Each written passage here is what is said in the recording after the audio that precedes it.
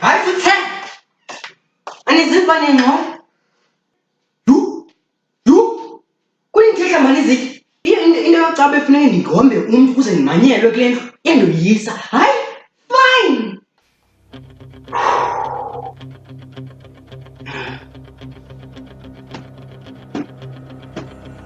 yo uxolo mntu